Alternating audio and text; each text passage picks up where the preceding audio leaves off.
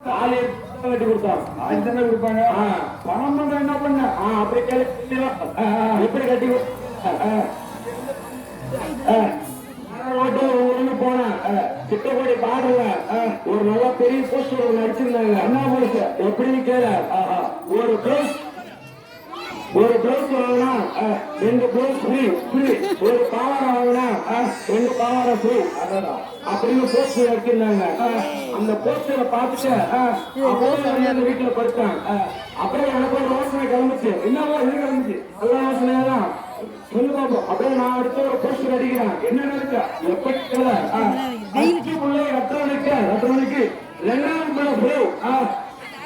First பிள்ளை கட்டுறதுக்கு 2ஆவது பிள்ளை ஃப்ரீ. அதே தம்பி ஒரே கல்ல 2 மணி அடிச்சு 2 மணி அடிச்சு 2 மணி கட்டி கொடுத்துட்டேன். இன்னும் 3 பிள்ளை இருக்குது. எப்படி கட்டி கொடுக்கணும்?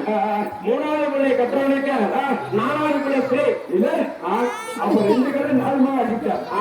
அப்ப 2 பொண்ணை கட்டி கொடுத்து மீது 2 பொண்ணு கட்டி கொடுத்துட்டேன். சரி இன்னும் 1 பொண்ணு எப்படி கட்டி கொடுத்தோம்? அதான் நல்லா கேளுங்க. உனப்பா சொல்லி இன்னும் 1 பிள்ளைய கட்டி கொடுக்கலன்னா நம்ம வேற ஊர்ல மாட்டாரு.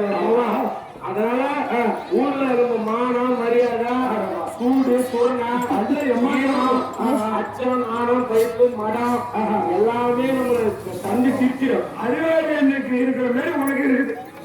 இருக்கிற எனக்கே இல்ல. ஐயோ அது உண்மைதான் எனக்கு தெரியும். 2 பேரும் சுருநாட்டு போய் இருக்கிறோம். இருக்கிற பாத்துக்கலாம்.